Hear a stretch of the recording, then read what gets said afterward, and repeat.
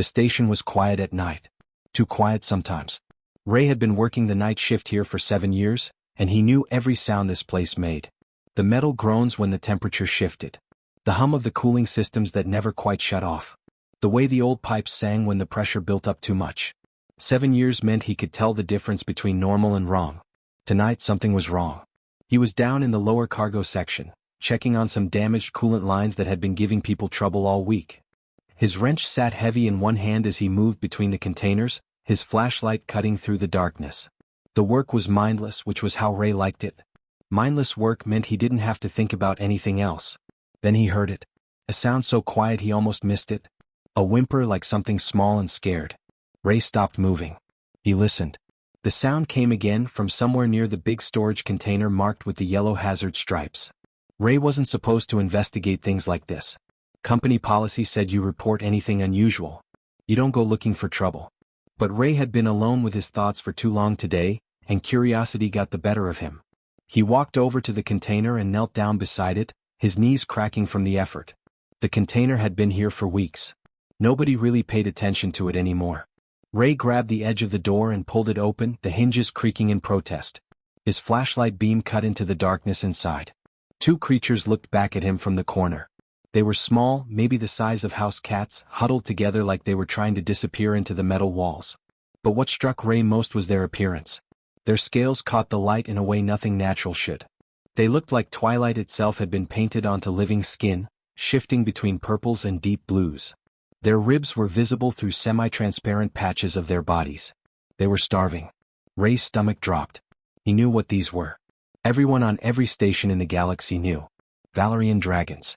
The species that had been hunted almost to extinction 10 years ago when the Empress decided they were too dangerous to live. They weren't supposed to exist anymore. And they definitely weren't supposed to be on this station. If he reported this right now, these creatures would be taken away and killed. That was how it worked.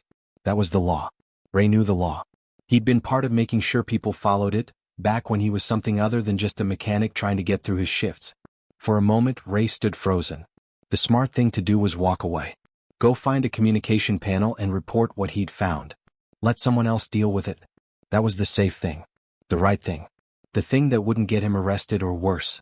Instead, Ray stood up and walked back to his locker. He grabbed 2 protein bars from his personal stash.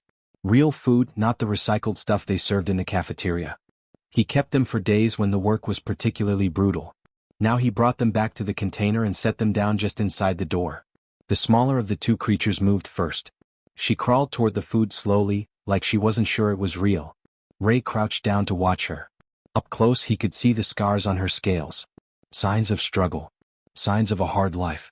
She took the protein bar gently from his hand, and when she looked up at him, Ray felt something shift behind his ribs. Her eyes held intelligence. Real intelligence. Not animal instinct but actual awareness. She was looking at him not like he was prey or a threat, but like she was trying to understand him. Trying to figure out if he was safe. Her companion was slower to trust. Larger, with deeper scars running across his shoulders and down one side. He watched Ray with careful eyes, ready to protect the smaller one if things went wrong. Ray respected that. He left the second protein bar on the ground and slowly backed away, giving them space to eat without feeling threatened. Ray sat outside the container for a while, just listening. The gentle sounds of them eating. The soft chirps they made to each other. He'd been a different person once. He'd been a soldier. He'd seen things that had broken something inside him that he never quite managed to fix. This job out here in the black, fixing machines and keeping to himself, had been his way of running from all that. His way of being somewhere he couldn't hurt anyone else. But sitting here in the dark, listening to 2 small creatures eat the first real food they'd probably had in weeks, Ray felt something wake up inside him. Something he thought had died years ago. Something human. Something that cared about things that weren't supposed to matter anymore. He knew this was dangerous. He knew it would probably ruin his life if anyone found out. But Ray had already made his choice the moment he'd walked away to get those protein bars. 5 years can change everything. Ray stood in the abandoned maintenance sector, watching the 2 dragons move through the space he'd carved out for them. They were huge now. Nearly 6 feet long from snout to tail. The smaller one, who he still called Jennifer even though she tried to teach him her real name countless times, moved with a kind of grace that didn't seem possible for something so large. She was curious about everything. If Ray brought something new into the sanctuary, Jennifer would examine it from every angle, poking at it with her snout, tilting her head like she was trying to solve a puzzle. The larger one, Tommy, was different. He stayed close to Jennifer, always aware of where she was. His scales had deepened over the years to a rich gold color, while Jennifer's had become a deeper purple shot through with streaks of blue. Tommy's body was marked with old scars that Ray had learned not to ask about. Whatever had happened to these dragons before he found them had left marks that would never fully fade. But Tommy was strong. Protective. He'd taken his role as Jennifer's guardian seriously, even though she was more than capable of looking after herself. The sanctuary had started as just an empty storage sector. Ray had slowly transformed it into something that almost felt like a home. He'd salvaged equipment from broken systems, created a sleeping area with soft materials he'd scavenged from the recycling center. He'd rigged up lighting that mimicked natural day and night cycles because Jennifer had mentioned once that the constant artificial light made her uncomfortable. There was a water pool that he'd set up using old plumbing materials, deep enough for them to swim in. Ray had even created a space where they could climb and stretch their wings, because dragons apparently needed to do that. All of it cost money. A lot of money. Ray worked overtime shifts that he didn't want. He took jobs that nobody else would take. Double shifts in the engine room where the heat was brutal. Maintenance work in the outer sections where the radiation shielding was questionable. He picked up supply runs that took him away from the station for weeks at a time. Every extra credit he earned went into keeping Jennifer and Tommy alive and safe. His coworkers noticed that he was always working. They probably thought he was saving money for something big.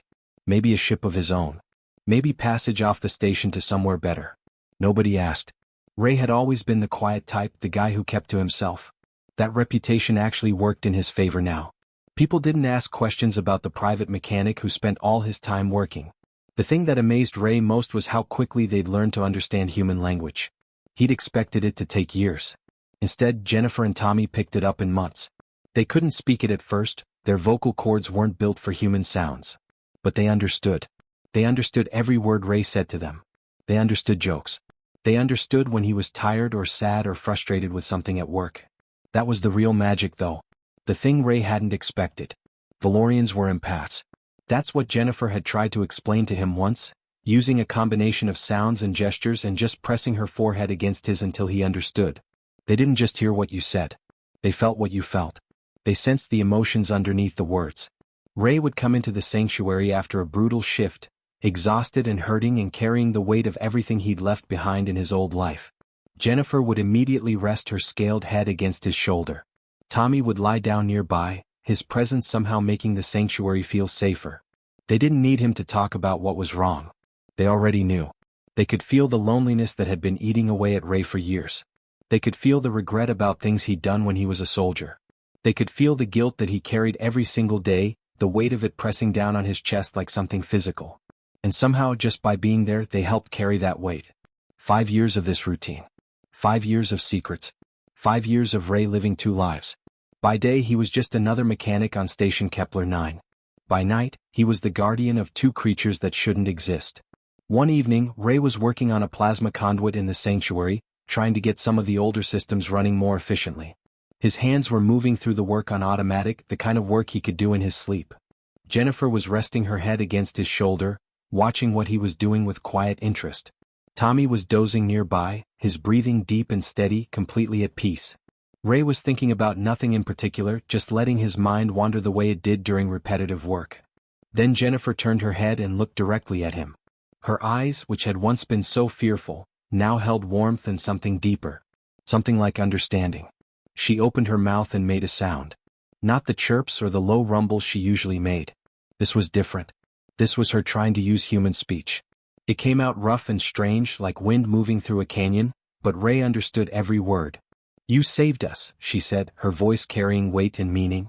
"We will save you." Ray stopped working. He looked at her, trying to understand what she meant. Jennifer continued to stare at him, patient, waiting for comprehension. But Ray didn't understand. Not yet. He couldn't imagine what these 2 dragons could possibly save him from. He was the one taking the risks. He was the one protecting them. He had no idea how soon he would need them more than he'd ever needed anything in his life. Ray knew something was wrong the moment he saw the transport shuttle dock at the station. It was sleek and official, with the Empress's seal emblazoned on the side. Those shuttles didn't come here for routine business. They came when something needed to be investigated. When someone needed to be made an example of. Inspector Catherine Hayes walked out of that shuttle like she owned the place. She had the kind of face that didn't smile much. Her uniform was pressed sharp enough to cut, and she moved with the confidence of someone who'd never been questioned in her entire life. Behind her came a security detail, for officers in tactical gear, armed with weapons that Ray had learned to recognize over the years. Weapons designed to incapacitate large creatures. Ray's stomach dropped so hard he thought it might fall through the floor. Hayes was conducting a routine audit of the station's systems and maintenance records. That's what they told everyone. Routine. Just a check to make sure everything was running properly. Ray had heard about these audits before. They were never actually routine. They were thorough. They were invasive. They were designed to find things that people had been hiding. For 3 days Ray tried to act normal. He showed up to his regular shifts. He did his work. He smiled at the right times and said the right things. But he could feel the noose tightening. Hayes had a way of asking questions that seemed innocent but weren't. She wanted to know why certain sectors were off limits. Why repair logs showed inconsistent maintenance in Sector 7. Why some areas of the station seemed to use more power than their designated function should require. Ray answered carefully. He stuck to the truth as much as he could. But he knew it was only a matter of time. Auditors like Hayes didn't leave until they found what they were looking for. On day 3, fate made the decision for him. There was a coolant leak in Sector 7. Not a major one, but enough to trigger the automated warning system. Hayes personally decided to oversee the repair assessment. Ray felt his mouth go dry when he heard that. Sector 7 was the closest sector to the sanctuary. Not directly connected, but close enough that if she started digging, if she started asking the right questions, everything would fall apart. Ray tried to redirect the team. He suggested other priority repairs. He mentioned that the leak was probably just a minor valve issue, nothing worth her time. Hayes looked at him with eyes that saw right through his words. "I'm here to be thorough," she said simply. She opened the access panel herself. Ray watched her from a distance, trying to look casual, trying not to draw attention. Her handheld scanner was state-of-the-art, military-grade, the kind of equipment that could detect heat signatures through shielded walls. Ray had always known this was a risk. He'd just never thought about what it would actually look like when it happened. The scanner beeped. Hayes's eyes narrowed. She looked at the readings, then looked at Ray. Understanding crossed her face. Not all the pieces yet, but enough to make her dangerous. She opened the next panel. Then the next. Ray watched her get closer and closer to the sanctuary with each one. His heart was hammering so hard he could barely breathe. He needed to do something. He needed to stop this. But what could he do against 4 armed officers and an inspector? Hayes reached the final panel. The one that led directly into the maintenance tunnel that connected to the sanctuary. She opened it. Her scanner was picking up the heat signatures now. 2 large, warm bodies. Moving. Breathing. Her hand went to her stunner. Without thinking, Ray moved. He didn't plan it. He didn't consider the consequences. He just stepped forward, placing his body between the inspector and the tunnel entrance. For a long moment, nobody moved. Hayes stared at him like he'd just done the stupidest thing in the galaxy. Maybe he had. "Step aside," she said coldly. Ray didn't move. Hayes's jaw tightened. She raised her hand to the communication device on her shoulder. When she spoke, her voice was steady and professional, but it carried the weight of a death sentence. "We have a code, Valerian. Illegal species in containment. Human bonded with illegal creatures. Sending station coordinates and sector location now. Stand by for pickup." Everything happened fast after that. The security officers moved in with practiced efficiency. Ray didn't resist. What was the point? They had weapons. They had authority. They had the law on their side. They restrained him with metal cuffs that dug into his wrists, cold and unyielding. Through the open panel, Ray could hear Jennifer and Tommy making sounds of distress. They could feel his fear. That was the worst part. They could feel his emotions, and there was nothing he could do to protect them from what was coming. Within hours, Ray was in a holding cell. The walls were gray and bare and designed to be depressing. He sat on a metal bench and tried not to think about what was happening to Jennifer and Tommy. Were they together? Were they scared? Did they understand that this was Ray's fault? That he'd brought this danger down on them by not being careful enough? A guard came to see him later. He told Ray that the dragons were in containment cells. Separate cells. They were being held in the detention block until a specialized transport arrived to take them to a research facility. The guard didn't say what happened at research facilities, but Ray had heard the stories. Everyone had. Then the guard told him about the execution. 72 hours. That's how long Ray had left to live. The Empress's guard didn't take chances with humans who'd bonded with illegal species. Humans like Ray were considered a security risk. People who could choose love over law couldn't be trusted. People who could break the rules for creatures they cared about were dangerous. Ray lay on the metal bench in his cell and stared at the ceiling. He had 3 days. 3 days to figure out how to say goodbye to everything that had ever mattered to him. Ray didn't expect visitors. The holding cell was designed to be isolating, a place where people sat alone with their thoughts until they couldn't think anymore. So when the door opened and a man in a captain's uniform walked in, Ray actually flinched. He'd been sitting on the metal bench for what felt like forever, though the guard had said it had only been a few hours. The captain was younger than Ray expected. Maybe early 40s with tired eyes that had seen too much. There was a scar running down his left jaw, the kind of scar that came from surviving something that should have killed you. He carried himself with the kind of authority that came from years of command, but there was something else underneath it. Something broken. Something that recognized brokenness in other people. The captain sat down across from Ray without saying anything. For a long moment they just looked at each other. Ray tried to figure out what this man wanted. Whether he was here to deliver more bad news or to gloat, or to try to extract information about where the dragons had come from before the execution. "Why are you here?" Ray finally asked. His voice came out rough from disuse. "To tell you why you're going to die," the captain said quietly. "Not because you broke the law. That's not really why." Ray waited. This was new information. This was something different from the official story. The captain leaned back in his chair, and Ray could see the weight of something heavy pressing down on his shoulders. "You proved something the Empress can't allow. That's why you're going to die. Not for the crime. For what the crime means." "I don't understand," Ray said. "You proved that humans can love anything," the captain continued, his voice steady but carrying emotion underneath it.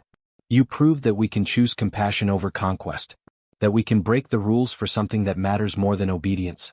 That's dangerous. That's freedom. And the Empress doesn't do freedom." Ray thought about that. It was true in a way. He had broken the rules. He had put his own life at risk for 2 creatures that didn't belong to him. But he wouldn't do anything differently if he had to do it all over again. The captain was quiet for a moment, and when he spoke again, his voice was different. More personal. More raw. "I had a sister," he said. "Her name was David. Well, that's what she chose to call herself anyway. She was different from what people expected. She didn't fit into the boxes that society wanted to put her in. She was brilliant and kind and strong, but she didn't look like what success was supposed to look like. She didn't sound like it. She didn't act like it." Ray was watching the captain's face as he spoke. He could see the old wound there, the one that never really healed. "When I was 12 years old, she just disappeared," the captain said. "One day she was there. The next day she wasn't. My parents wouldn't talk about it. The authorities wouldn't acknowledge she'd ever existed. It was like they'd erased her from the universe. I spent 20 years wondering if she was alive. She was suffering. If she'd ever thought about me." The captain's eyes met Ray's, and Ray saw something in them that he recognized. The same hollow break that he'd been carrying since his soldier days. The same weight of loss that never quite went away. "I joined the guard to find answers," the captain said. "And I found them. I found out that people like my sister were considered problems. They were in the way. So the Empress's regime dealt with them. Made them disappear. Pretended they'd never mattered." Ray felt something shift in his chest. This man understood. Actually understood what it meant to lose someone you loved to a system that didn't care about individuals. "Your dragons," the captain said, and Ray's attention snapped back to the moment. "They reached me somehow. I don't know how. I was in the command center processing the intake paperwork for their containment, and I felt something. It was like pressure in my mind. Like grief and fear and something else. Something like love. Something like a plea." Ray's breath caught. He'd known Valorians were empaths. He'd felt their emotions thousands of times over the past 5 years. But he hadn't realized they could reach out to people they'd never met. He hadn't understood that their empathy extended beyond physical proximity. "I felt them," the captain continued, "and I remembered my sister. I remembered what it felt like to lose someone because the system decided they didn't deserve to exist. And I made a decision." The captain reached into his uniform pocket. Ray tensed, thinking it might be a weapon. But instead the captain pulled out a keycard. A security keycard. The kind that would open any door on the station. The kind that would let someone leave places they weren't supposed to leave. The captain set it on the table between them. "You have 6 minutes," the captain said. His voice was low, urgent. After that the guards changed shift. After that, this cell gets monitored more closely. After that, this opportunity is gone. You need to move now. Ray stared at the keycard. This was insane. This was treason. This was a captain of the Empress's guard helping him escape. If they got caught, the captain would be executed right alongside him. Maybe worse. Why? Ray asked. The captain stood up. His expression was hard, resolved, like he'd already made peace with whatever consequences were coming. Because someone needs to remind humanity what we're actually capable of, he said. Because someone needs to show that we can choose love over law. Because your dragons felt my pain and tried to help me, and I can't ignore that kind of compassion. Because my sister deserved better, and maybe I can't save her, but I can save you. He turned toward the door, then paused. Go, he said. Now. Ray grabbed the keycard and didn't look back. Ray ran through the corridors of Station Kepler 9 like a man possessed. The keycard worked on every door. The captain had given him access to places that prisoners should never be able to reach. Behind him, he could hear the moment the alarm went off, the moment someone realized he was gone. But by then it was already too late. He'd already reached the holding cells where Jennifer and Tommy were being kept. The containment block was designed to hold dangerous creatures. Reinforced doors. Electromagnetic locks. Security cameras watching every angle. Ray didn't have time to be careful. He used the keycard on the first cell and Jennifer came out like lightning. She moved to him instantly, her scales shimmering with relief and emotion so strong that Ray could feel it physically. Behind her came Tommy, who immediately positioned himself between Ray and the corridor, ready to fight if necessary. We have to move, Ray said even though he had no idea where they were going. They didn't run far. Ray's mind was working in overdrive, calculating odds and distances and possibilities. They couldn't hide on the station. The guard would search every sector. They couldn't escape in a shuttle because those were monitored. But there was one place that might work. One place where Ray could buy them time. The broadcast hub. It was located in the central section of the station, accessible but not heavily guarded because nobody was supposed to be crazy enough to try what Ray was about to try. He used the keycard to get inside and Jennifer and Tommy followed, staying close to him. Ray's hands were shaking as he moved to the main terminal. He'd only been here once before during a maintenance job years ago, but he remembered the basic layout. Ray started uploading everything. Files he'd been carefully collecting for 5 years. Records of Valerian deaths. Documentation of the hunts. Names of species that had been declared extinct or dangerous. Detention facility locations. Names of people who'd been eliminated because they didn't fit what the Empress wanted. Names of researchers who'd conducted experiments on creatures that had no defense against them. Numbers. Statistics. Evidence. Everything the Empress's regime had worked so hard to keep hidden. The upload took 3 minutes. 3 minutes that felt like 3 hours. Ray could hear shouting outside the broadcast hub. Guards were coming. They were getting closer. But the upload was almost complete. Almost there. Almost done.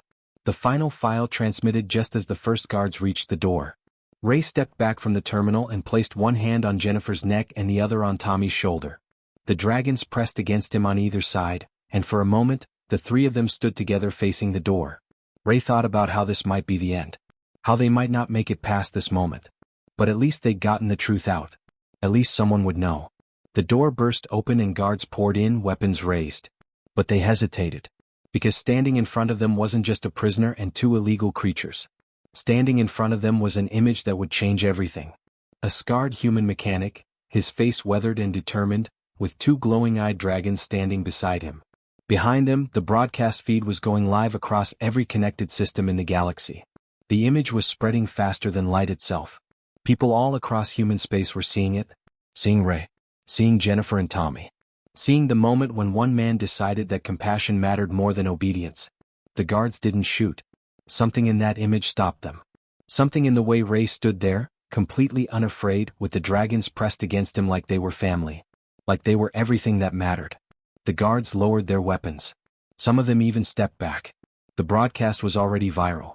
Already spreading through every communication channel. Ray's voice, calm and clear, was explaining everything. The genocide.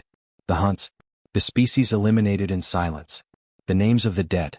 The locations of the detention centers. The evidence that the Empress's regime had been lying to humanity for generations about what they were actually doing. And people were listening. Within hours, other species began to emerge from hiding. The Valorians weren't the only ones hunted. There were dozens of sentient species that had been marked for elimination. Creatures that could think and feel and love just like humans. Creatures that had been hiding in the shadows, terrified, waiting for someone to speak for them. Humans began to question. People who'd never thought to doubt their government started asking questions. Why were these species dangerous? What had they actually done? Why were there no records? Why was there only silence? And slowly the answer became clear. These species weren't dangerous. They were just different. They were just alive. And humanity had been committing genocide against them in the name of security. Throughout human space, resistance movements began to form. Soldiers like Captain Rodriguez, men and women who'd spent their careers following orders without questioning, started to realize what those orders actually meant. They started to resist. Not with weapons but with the truth. With defection. With refusal. The Empress's regime didn't fall because of military defeat. It didn't fall because of weapons or conquest or superior force. It fell because humans remembered something they'd forgotten. It fell because people realized they could choose differently. Ray stood on the observation deck of a new sanctuary, a place that had been built by volunteers from a dozen different species working together. Jennifer's scaled head rested against his shoulder, warm and familiar. Tommy's wing was draped across both of them, protective and loving. They were safe now. Not just safe but truly free. 5 years ago Ray had been a hollow man. He'd been broken by war and running from his past, trying not to feel anything. He'd worked night shifts alone, thinking that isolation was the safest way to live. He'd had nothing that mattered. Then he found 2 hungry little dragons in a cargo container. Now the entire galaxy was waking up. Species that had been hunted were joining together. Humans were re-examining everything they'd believed. The Empress's regime was collapsing not from force, but from the realization that they'd been wrong. That compassion wasn't weakness. That love wasn't a security risk. That the greatest strength humanity possessed wasn't the ability to conquer or destroy. It was the capacity to choose love, even when the law said otherwise. Ray looked out at the galaxy beyond the observation deck, at the stars that seemed brighter somehow. At the sanctuary that was growing every day. At the new world being built by creatures who'd been given a second chance. He thought about the captain who'd helped him escape. About the soldiers who were choosing conscience over command. About all the people who were finally waking up. The galaxy was changing. And it had all started with one man who couldn't turn away from 2 hungry dragons. Indy.